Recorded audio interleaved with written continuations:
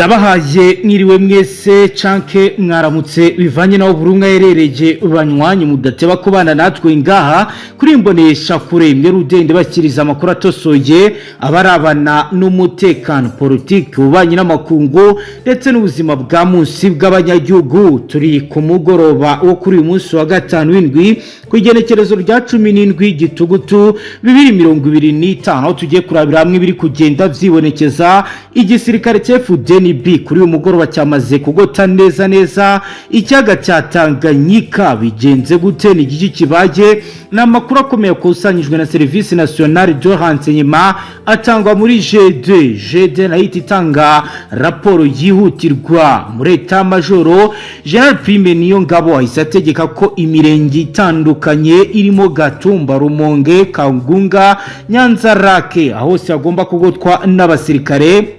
Ibi rero bikabise biba ni munsi turebere hamwe ibiri kugenda biba turahera kuri position géographique et configuration générale tubabwira ibiri kugenda biba aho ku ruhande rwa Republika ya Demokarasi ya Congo hakurya harinzwe n'abahibu special force muri Uvira.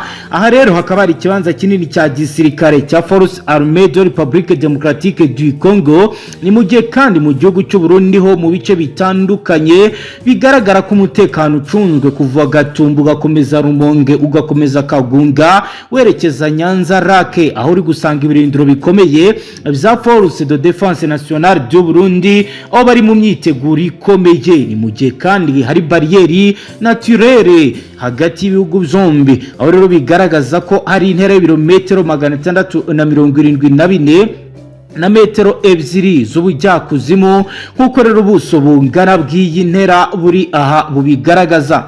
Turaza kubabwira ibiri kugenda bigaragara aho mu buryo bwa gisirikare bigaragara ko ari ibyakozwe mu buryo budasanzwe kandi butunguranye nkuko bigaragara. Turababwira préparation tactique et posture défensive de FDNB face à une menace transformateur présumé M23 AFC Syrie la retard du lac Tanganyika zone sud. Turebiri kubera Vira, Nyanza Rake, Kagunga aho bitangazwa ko ku masaha y'uyu munsi kuva ku isaha ya saa 10 hari ibihindutse nyuma y'amakuru akomeye yakusanyijwe na Service Nationale de Renseignement G2 itanga amakuru akomeye kwa General Prime niyo ngabo aho rero amakuru atugera avuga ko ku mugoroba kuri uyu wa gatanu agana ku isaha saa 10 Service Nationale de Renseignement yatangaje amakuru akomeye y'ubutasi aho batanze renseignement stratégique yerekeye ibikorwa bikekwa by'umutwe wa AFC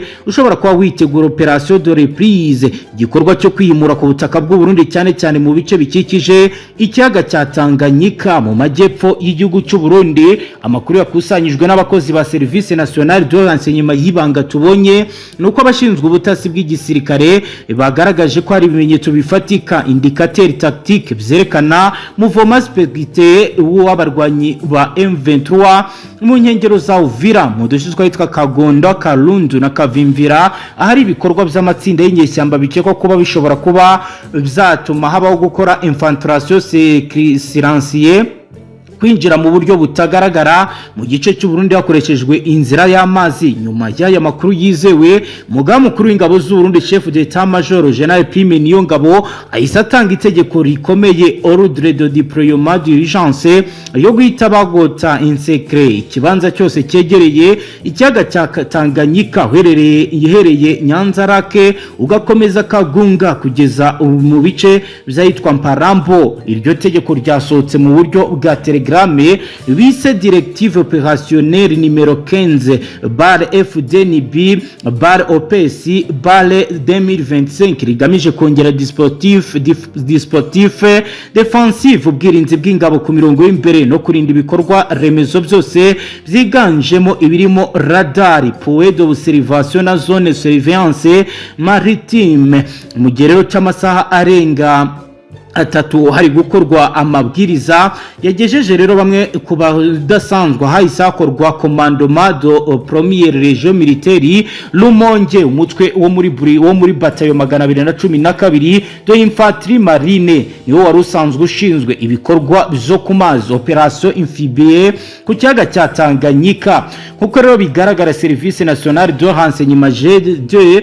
bavuze ko ibikorwa by'itumanaho byafashwe ku murongo ya radio y'abarwanyi fréquence clandestine zagaragaje amagambo yerekana gahunda riposte pour l'honneur des mouvements bikaba rero byasomwe ka intention offensive umugambi wo kugaba igitero cyo kwihimura kuri kimwe mu bigo bikora ku ruhande rwa Tanganyika cyane cyane Burundi bikomeje gufatanya n'igisirikare cya leta FARDC mu bikorwa bikomeye biri kubuza M23 twigarurira igisagara cya Uvira. Inyandiko tubashije kubona yonditswe na Service National de Renseignement iragira iti note confidentielle risque inclusion siri la retour burundaise hagaragajwe ko amasasu mato munition regre ndetse n'ibikoresho by'ubutasi drone tactique bizabonetse ku ruhande rwa Karunda hagana ku mipaka yegereye Runingu Gatumba Maritime Zone bikaba bikekwa ko ari imyiteguro yo kuba yahungabanya ibidasanzwe muri ibi bice ibyo bise intimidation philologique. FDNB ikaba rero yayisikora posture defensive ancrée guhera ku isa 11 z'umugoroba. FDNB yashyize mu bikorwa gahunda yitwa operation mu Tanganyika igamije guhangana n'icyo yise toute forme de agression asymétrique en direct venant de la rive congolaise. Iro ni imirwano iri kugenda igera mu bice bitandukanye ishobora kuba yasakara mu gihugu cy'u Burundi nkuko rero batanze amakuru babigaragaza. Kugeza ubu rero iyo operation irimo ibice bine bikomeye, harimo igice cya mbere bise detachement maritime aho bari gukoresha ibikoresho bya patrouille rapide et de type Cobra byashyizwe ku mazi kugira ngo bigenzure imigendere y'amato mato akoreshwa mu bucuruzi hagati ya Rumonge na Karunda hanini yibasiwe n'abacuruzi b'amabuye y'agaciro bimwe bigaragara ko bafite isano n'imirongo ya M23. Hari kandi observation aérienne, drone z'ubutasi, intelligence, surveillance et reconnaissance drone ziri gukoreshwa mu kirere cya Nyanzarake ugana hitwa Kagunga ziri gufashwa mu kumenya mouvement de troupes ku ruhande rwa Congo. Hari kandi renforcement en sol land reinforcement, ibikorwa byo gushyiraho checkpoint tactique ku mihanda yose iva ku mupaka w'amazi cya mu ntara ya Makamba kugira ngo habeho controle asymétrique y'abantu n'ibintu byinjira cyangwa bisoka mu gihugu. Hari kandi coordination interservice yashyizweho ku rwego rwa Serire Mix FDNB ETSNR rugamije guhuza amakuru y'ubutasi n'ibikorwa bya gisirikare mu buryo butuma habaho reactivité instante igihe habonetse igikorwa gishobora guhungabanya umutekano. Ibi kabara bikozwe rero raporo ya G2 yanditswe ku igenekerezo rya 16 gitugutu 2025 yagaragaje ko M23 iri gutegura ibikorwa bya destabilisation ferroviaire, no kuvuga ibitero bidahita bigaragara ariko bigamije kutsa igitutu igihugu cy'u Burundi nkuko ro bigaragara. By'umwihariko Service National ikaba yavuze ko hari amasomo y'ubutasi M23 renseignement avance akomeje kugenda kusanya amakuru ku ngabo z'u Burundi ziri mu gice cya Rumonge, bigashoboka ko yaba ari umugambi wo kumenya cartographie des unités FDNB. Ibi bikaba ari kimwe mu byatumye umugambi mukuru atinda gutanga amabwiriza mu rwego rwo kugira ngo ibintu bigende neza. Mu gihe cy'amasaha 28 FDNB irateganya kuba yashyizeho uburyo bwo gucunga umupaka mu buryo bukomeye butandukanye n'ubwari busanzwe bukoreshwa, aho unité spéciale de 21 commando marine yashyizwe ku ruhembe rwa Kagunga kugira ngo irinde igice cy'amazi n'imisozi miremire ikoreshwa mu hanyura mu bintu byo kwambutsa ibintu mu buryo butemewe. Hari kandi groupe mobile de réaction rapide ishyizwe mu misozi ya zone Nyanzarake ifite mission ya intervention immédiate NKS menace avere hari abashinzwe ibisasu n'ubutasi unité OED eterne bashyizwe mu turere twitwa Mparambo Rumonge kugira ngo bacunge neza ibimenyetso by'ubutasi ndetse n'ibisasu bikoshobora gukoreshwa mu guhungabanya umutekano. FDN bisanzwe ikora ibikorwa byo gucunga umutekano ku mupaka, ariko kuri iyi nshuro bizakozwe mu rwego rutari rusanzwe. Hari ibirindiro byose byasabwe kugira état d'alerte maximale niveau rouge, ibikoresho by'ikoranabuhanga rya radari probative marine byoherejwe mu nyanja kugira ngo byumve urusaku rwose rushobora kuba rwaturuka mu mazi. Hari kandi abasirikare bose baraye bari kuri position d'attente biteguye riposte proportionnée mediante igihe haba habayeho igikorwa icyo ari cyo cyose cya gisirikare.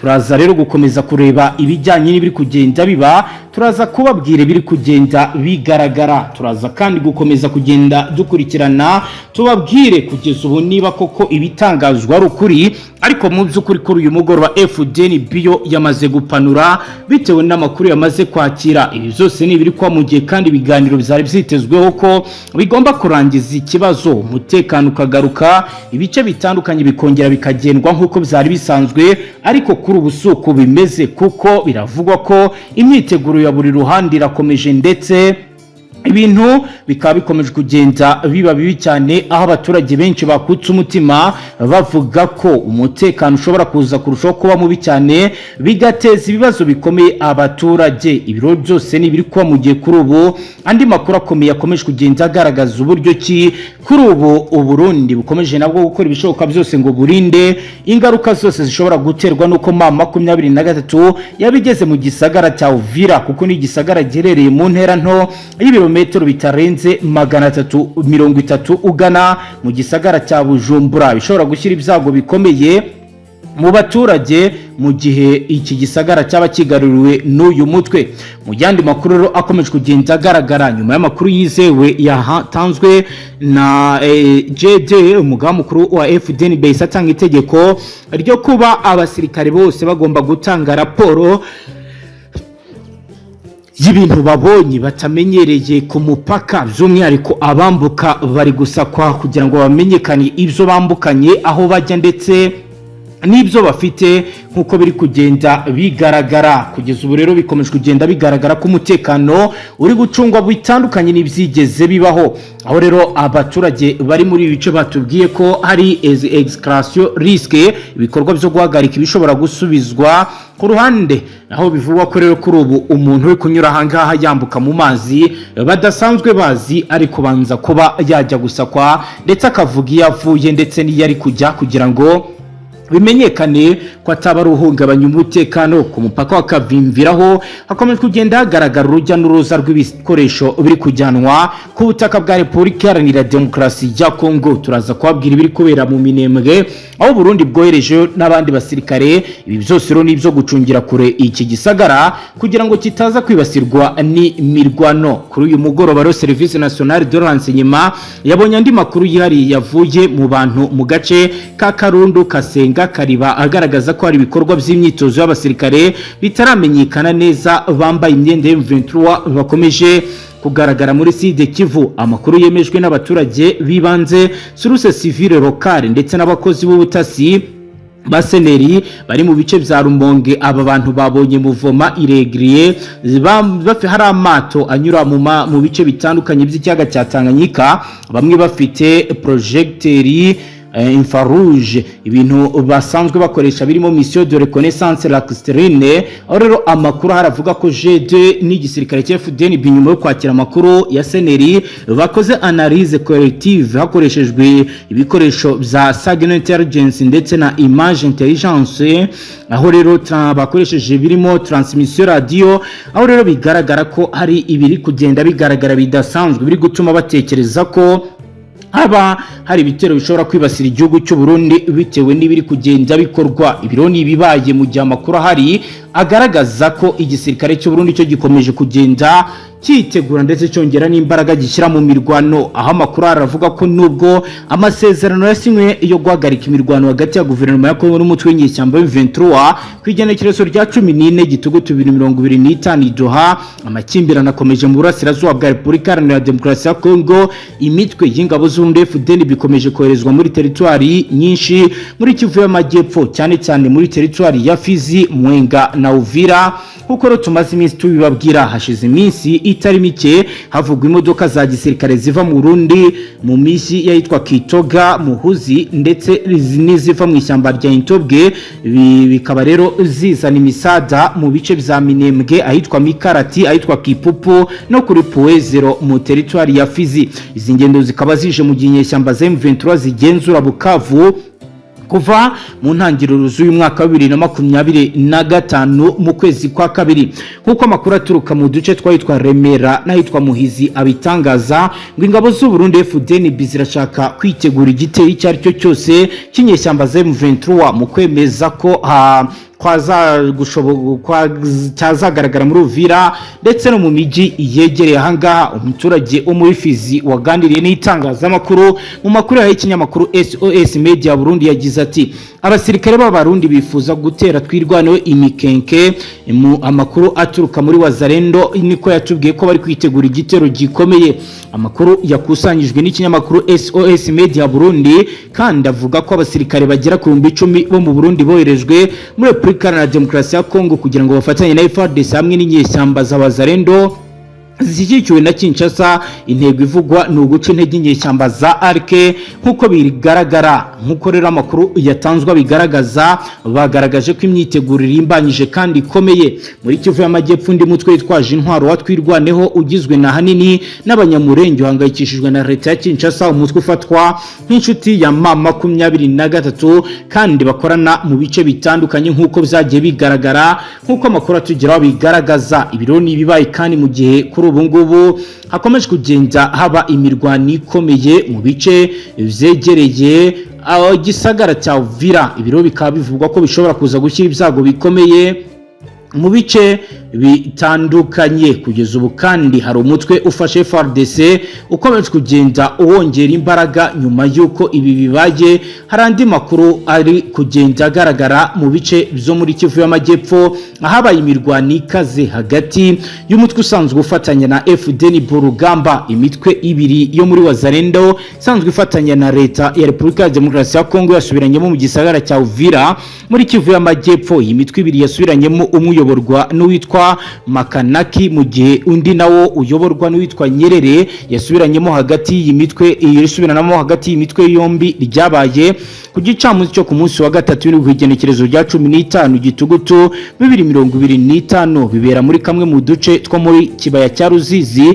Nkuko rero amakuru atugeraho bivuga bizabereye mu bice biri ahitwa Biriha nkuko amakuru abigaragaza. Aka ni agace gaherereye hagati ya Runingu na Shanje mu gice cya Prado Rusizi muri territoire ya Uvira mu ntara Kivu y'Amajyepfo. Bagize bati muri Biriba hari humvikanye intwaro n'into n'abarwanyi ba Makaniki basubiranyemo n'abanyerere. Bavugaga kandi ko Makaniki ubwe yabaye muri iyi mirwano ni mu gihe yaje atabaye abarwanyi be bari basanzwe mwakara gace. Ati Makaniki yaraje yatabaye abarwanyi bo ku ruhande rwe, ibintu birakomeye cyane. Kugeza ubu ntiharamenyekana icyateye gusubiranamo hagati y'imitwe yombi, gusa hari abavuga ko bapfuye kugenzura kare gace ka Biriba ku ruhande rwahitwa Ruvungi. Naho haravugwa kutumvikana hagati ya FARDC na Wazalendo, ni mu gihe Wazalendo ba FARDC bashinja kunyaga ihene z'abaturage bikabaviramo kwambikana hagati yabo. Umusirikare umwe muri FARDC byarangiye asize ubuzima mu gihe umwuka w'intambara ukomeje kwiyongera muri FARDC na Wazalendo. Umutwe wa M23 n'uwatwirwaneho bakaba rero bavuga ko ari ibintu biri kugenda bimera nabi.